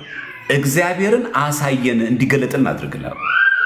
ከዛ እግዚአብሔር አምላክም ለአባ ብሶይ ተገልጦ በቃ ከፊታችሁ ወዳለችው ተራራ ላይ እግዚአብሔር አምላክ ይገለጣል፣ ሁሉም መነኮሳት በዚያ ይሁኑ ተባለ። ሰዓቱ ተነገራቸው። መነኮሳቶቹ በሙሉ ወደዛ ተራራ ውጫ ጀመሩ። አባ ብሶይ ከሁሉም አባቶች አረጋዊ ስለሆነ ስለደከመው ቀስ እያለ መራመድ ጀመረ። እነሱ ግን ሮጠው እግዚአብሔር ለማየት ተራራው ላይ ወጡ። የዚህን ሰዓት ተራራው ጫፍ ላይ ከስር ላይ ልክ እንደነሱ እግዚአብሔር ለማየት የሚመስል መስሎ የኔ ቢጤ መስሎ ክርስቶስ ተገለጠ። እባካችሁ ሰሉኝ ሲባል ኧረ እባክህ እኛ ዛሬ ማን የምንሸከመው ተራራ ተሸከሙት ያለህ እንዴ? ኧረ እባካችሁ እኔም እንደናንተ ክርስቶስን ላይ እፈልጋለሁ፣ እግዚአብሔር ላይ እፈልጋለሁ እባካችሁ አላቸው። እኛ አንተ የምንሸከምበት የለንም፣ እኛ ጊዜ የለንም ብለው ትተውት ሄዱ። አሁን ኮሜንት ሊጠየቃችሁ ሰዎች ማለት ለምንድን ነው እዚህ ጋር አቡነ ገብረ መንፈስ ቅዱስ በአረጋዊ በተቸገረ ሰው የተገለጸ ስላሴ ነው የሚለው? ልክ እንደዛ ነው። ክርስቶስም የኔ ቢጤ መስሎ ቆመ። ከዛ አባ ብሶይ ደረሱ። ሲያዩት የኔ ቢጤ ነው። ምን አተህ ነው? ምን ፈልገህ ነው አሉት። አይ እኔ ወሬ ሰምቼ ነው፣ ለመነኮሳቶቹ ዛሬ እግዚአብሔር አምላክ ይገለጣል ተብለዋል እና እኔንም እንድትወስዱ ፈልጌ ነዋል። ከዛ አባ ብሶይ እሺ ብለው በዛ አረጋዊ እድሜያቸው በግብጾች አቡነ ቢሾይ ቢሾይ የሚባለው ሸ ከሆነ እንትኖች ናቸው፣ የኮፕቲክ ንግግር ነው። ልክ አሁን አቡነ ሽኖዳ እንዳላለ በእኛ እኮ አቡነ ሲኖዳ ነው የሚባሉት፣ ግን በእነሱ አቡነ ሽኖዳ ይባላል። ከዛ አሳየኛል። ከዛ እነሱ ሩጫቸው እግዚአብሔር ለማየት ነው። የመነኮሳት ሩጫቸው፣ ትግላቸው፣ የሚራመዱት የሚሄዳቸው በጣም እግዚአብሔርን ከመናፍቃቸው የተነሳ እግዚአብሔርን አይቶ ለመምጣት ነው። በዚህ ሰዓት አባ ብሾይ ወይ ደግሞ አቡነ ብሶይ የተባሉት አባ ብሶይ ያንን ሰው ተሸክመውት ወደ ሄዱ? ወደ ታራ ወጡ። ወደ ታራ ሲወጡ ምን ተገለጠላቸው ይላል? ክርስቶስ እራሱ ምን ሆነ? እንከበዳቸው። እሳቸው የመሰላቸው የኔ ቢጤ የተቸገረ ሰው፣ መራመድ የማይችል አረጋዊ፣ የደከመ ሰው፣ እግሩ መራመድ የማይችል የመሰላቸው ሲገለጥ ለካ ራሱ እግዚአብሔር ነው፣ ክርስቶስ ነው። ልክ ተራራ ላይ ሲወጡ ክብደቱ እየጨመረ መጣ። ማን ብሎ ቀና ብሎ ሲመለከቱ እኔ ጌታ ነኝ በሉ ለገዳማን ለመነኮሳት ንገራቸው። እኔን ለማየት ነበረ ተራራ ላይ የወጡት። አዎ መጀመሪያ በር ላይ የወደቀውን እኔ ቢጤ አትተው። ከዚህ እግዚአብሔር አምላክ በተቸገረ ሰው አምሳል፣ በተራበ ሰው አምሳል ይቀርባል፣ ይገለጣል። እንዴ ተርቤ አብልታችሁኛል የሚለው ታዲያ ምኑን ነው እንዴ? ተርቤ አብልታችሁኛል የሚለው ምንድን ነው? እውነት ክርስቶስ ተርቦ ነው? ታርዤ አልብሳችሁኛል የሚለው ክርስቶስ አሁን የሚለብሰውን አጥቶ ነው? ሌሎቹ የኔ ቢጤ ላይ የማናረገውን ነገር የምናረገው ነገር ለሱም ይደርሳል። ስለዚህ አብልታችሁኛል፣ ታርዤ አልብሳችሁኛል፣ ታስሬ ጠይቃችሁኛል የሚለው ክርስቶስ ራሱ በአምሳለ አረጋዊ፣ በአምሳለ ደግሞ ሰዓሊ ማለት የኔ ቢጤ ማለት ይገለጣል ማለት ነው። ይህ ሀሳብ ግልጽ ነው አይደለም? ስለዚህ በዚህ መሰረት እግዚአብሔር አምላክ በወደዳቸው መንገድ ይገለጣል። እግዚአብሔር አምላክ በዘባነ ኪሩብ የሚቀመጣል ብለን ስንዘምር ራሱ በዘባነ ኪሩብ የሚቀመጠው ብለን እንዘምር። እንዴት ነው ኪሩቤል የቻሉት? እሱ እንመረምረዋለን፣ እንተነትነዋለን። እሱ ነው የሚያውቀው። በኪሩቤል ላይ የሚቀመጥ እኮ ነው የሚለው አንደኛ ሳሙኤል ምዕራፍ 4 ቁጥር 4 ላይ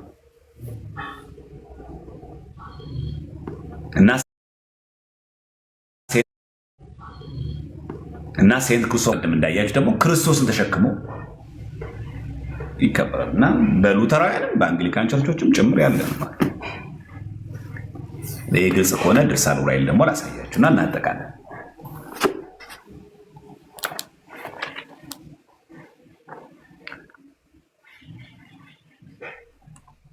እሺ ግልጽ ከሆነ እንቀጥል።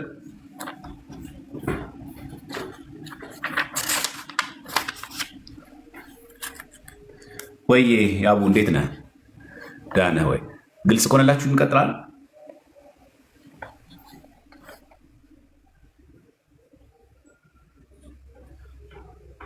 ስለዚህ ደጋግሞ ማንበብ ምናምን ጥሩ ነው።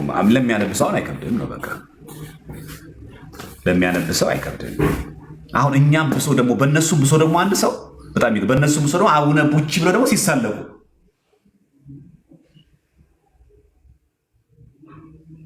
በእነሱም ብሰው ደግሞ በጣም የሚገርመው እኮ እሱ እኛ እኮ የለንም እኮ ኢትዮጵያ ውስጥ ብትፈልጉ በቅዱስ ክርስቶፎሮስም እኮ የተሰራ ቤተክርስቲያን የታነጸ የተቀረጸ ጽላት እኮ የለንም። በአንግሊካን ቸርቾች ግን ያውም ስዕሉን አስቀምጠው ይኸው እዚህ ጋር ሳይቻቸዋል አይደል? ስዕሉን አስቀምጠው አለላቸው። እዚህ ጋር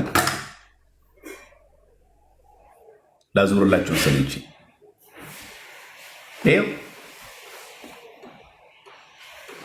ሴንት ክርስቶፎሮስ አንግሊካን ቸርች ነው የሚለው ይታያቸዋል። እዚህ ከዛ ደግሞ ከላይ ምን አለ ደግሞ እዚህ ጋር ስዕሉ ደግሞ አለ ከስር ደግሞ እዚህ ጋር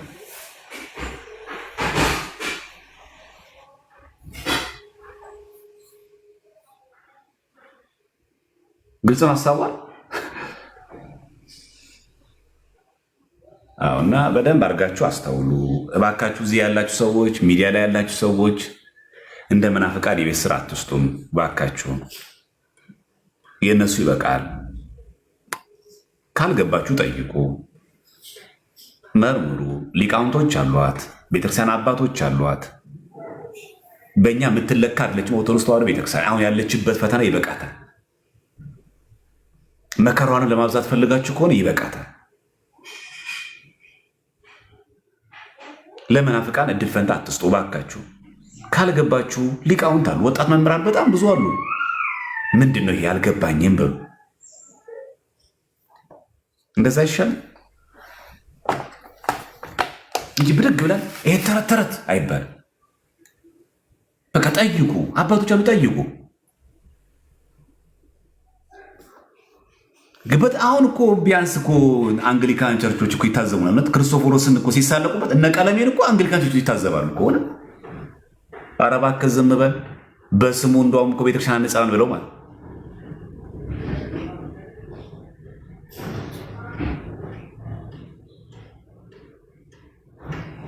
ደግሞ ከነሱ ነው ጉብ ያደርጉን ሌላ ሰው ነው እንኳን እንዳንል ማለት።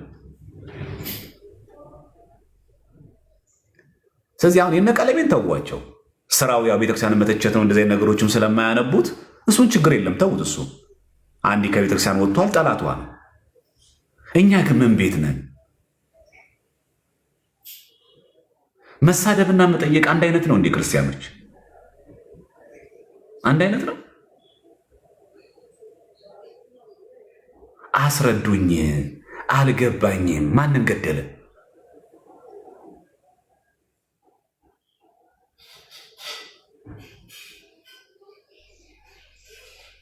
ስለዚህ በደንብ አታችሁ ካላወቃችሁና ካልተገነዘባችሁ ብዙ ሰው አብረን የምንጠፋው በጣም ብዙ ሰው ማለት። ስለዚህ እናንብብ። ስለዚህ ለዛ ነው ያሳያችሁ በሁለቱ ናቸው። በገድሉም አየን፣ በድርሳናውም አየን፣ በሁለቱ መጽሐፍቶች አየን። እንደዚህ እያገላበጡ በደንብ አመሳክሮ ማየት ተገቢ ነው። እዚህ ክርስቶስን ተሸከመ፣ እግዚአብሔር ተሸከመ። በእኛ ብቻ አይደለም ያለው፣ በቀደምት አባቶች አለ። የመጀመሪያው ክፍለ ዘመን ሊቅ ቅዱስ የሆነው ሐዋርያዊ አባት አግናጢዮስ ምጡል አንበሳ ቴዎፎሮስ ይባላል። ጋድ ቤረር ነው የሚባል ሴንት አግናጢዮስ ኦፍ አንቲዮስ ብላችሁ የአንጾኪያው ሊቀ ጳጳስ የሆነው የመጀመሪያው የቅዱስ ዮሐንስ ወንጌል ደቀ መዝሙር ጌታችን በመዋዕለ ሥጋዌው ጊዜ ያን ሕፃን ብድግ አድርጎ እንደዚህ ከሆንክ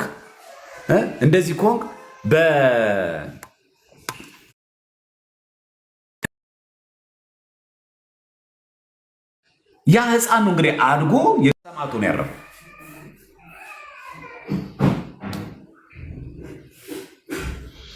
አሁን ስለዚህ ምን ትረዳላችሁ ከዚህ ማለት ነው? ይሄ ቅዱስ ምን ተብሎ ተጠራ? ጋድ ቤረር ቴዎፎሮስ ተብሎ ይጠራል።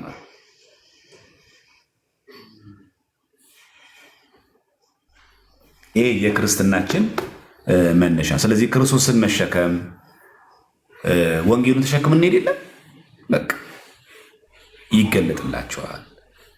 ስለዚህ አግናጢዮስ ከቤተክርስቲያናችን የቀደምት አባቶች መካከል የመጀመሪያውና የቅዱስ ዮሐንስ ወንጌላዊ ደቀ መዝሙር የነበረ